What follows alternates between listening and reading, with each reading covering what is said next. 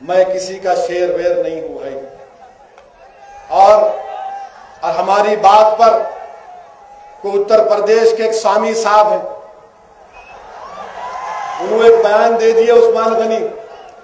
क्या बयान दिया हजरत कि 2 करोड़ रुपये देता हूं असद अकबर के सर को लाके देना। मैं बोला स्वामी साहब बहुत नाइंसाफी है ये, मेरे सर की कीमत ओनली 2 करोड़। व्हाट नॉनसेंस है ये। सर 2 करोड़, जो सर अल्लाह के आगे झुकता, जो कलमे से अल्लाह की वहदानियत और तौहीद का इकरार करता, ये आंखें जो अल्लाह की खौफ से कभी कभी रो देती, इस सर की कीमत 2 करोड़ नहीं। जरा कीमत बढ़ाओ स्वामी, थोड़ा थोड़ा थोड़ा। 200 करोड़ नहीं, 2000 तो लगाओ कम से कम। अगर वो नहीं है तो आ जाओ 1 to 1। वो भी नहीं, खाली ऐलान कर दिए। याद रखो, मेरी आवाज को, मेरे अल्फाज को सिर्फ मेरी मौत ही खत्म कर सकती। मेरी आवाज को, मेरी जबान को, मेरी सोच और फिक्र को तो मेरी मौत भी खत्म नहीं कर सकेगी। मैं एक सोच और फिक्र दे के जाऊंगा इस दुनिया से, और कोई नई सोच और फिक्र नहीं दे रहा हूं, कोई नई सोच और फिक्र नहीं दे रहा हूं। सिर्फ यही कह रहा हूं कि अच्छे मुसलमान बनो, अपने मुल्क को मजबूत बनाओ। हिंदुस्तान हमारा वतन है। वतन अजीज को अगर मजबूत बनाना है तो मुसलमानों को अपने हुकूक मिलने चाहिए। अपने हुकूक लो। याद रखो नौजवानों, कोई तश्तरी में रख के लाके नहीं बोलेगा ले ले। लेना पड़ता अपने हक को, छीनना पड़ता अपने हक को, खड़े रहना पड़ता अपने हक के लिए, सीना तान के डराना पड़ता कि मेरा हक मुझे मिलना चाहिए। मेरे अजीज दोस्तों, इसीलिए मैं आपसे कह रहा हूं कि मुत्तहिद रहिए, इख्तलाफात को दूर करो। ये मसलक के इख्तलाफात में अगर तुम पड़ जाओगे तो खुदा न खास्ता हमारा नुकसान होगा। आज दुश्मन हमारे सामने है, जो हमारे खून की होली खेले, इख्तिदार की कुर्सियों पर आज बैठे हुए हैं। इत्तेहाद पैदा करो और अपने इत्तेहाद को मजबूत करो। इख्तिलाफ अगर है तो वो रहमत का सबब बनेगा, जहमत का सबब नहीं बनेगा।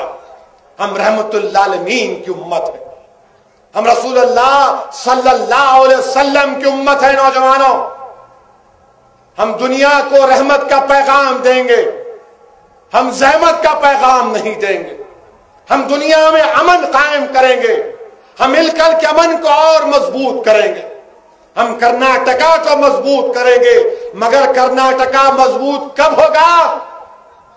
जब तुम ताकतवर होगे, जब तुमको तुम्हारा हक मिलेगा, जब कर्नाटक की सरजमीन से तुम्हारे वोटों के और दलितों के वोटों से दलित और मुसलमान के इत्तेहाद पर एमपी बनेगा, कोई एमएलए बनेगा, कोई जिला परिषद का चेयरमैन बनेगा, कोई जिला परिषद का मेंबर बनेगा।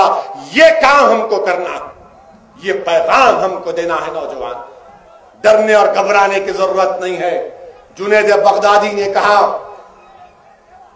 एक वलीउल्लाह ने अपने वाज में कहा कि जुनैद बगदादी ने कहा कि नफ्स से जिहाद जिंदगी भर करना पड़ता, नफ्स से जिहाद जिंदगी भर करना पड़ता। और जब हम नफ्स से मुकाबला करेंगे तो इसमें सीज फायर नहीं। इसीलिए मेरे अजीज दोस्तों, नौजवानों, दीन पर चलो।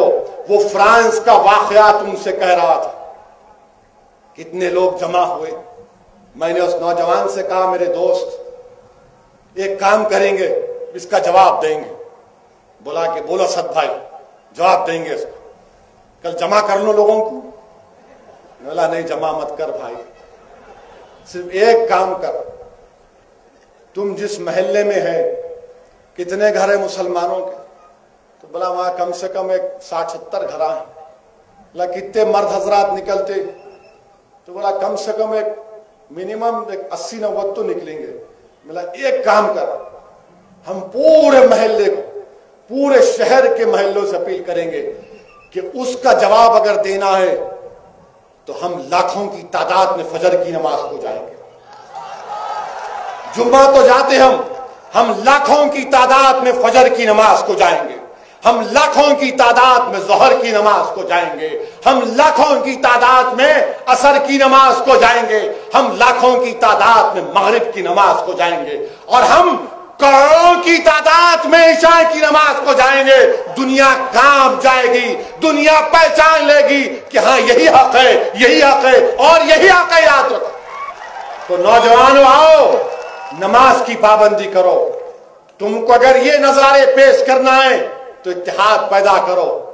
तुम अल्लाह के सामने झुक जाओ, अल्लाह दुनिया को तुम्हारे सामने झुका देगा। तुम अल्लाह के सामने अपने सर को झुका दो, तुम अपनी माओ की खिदमत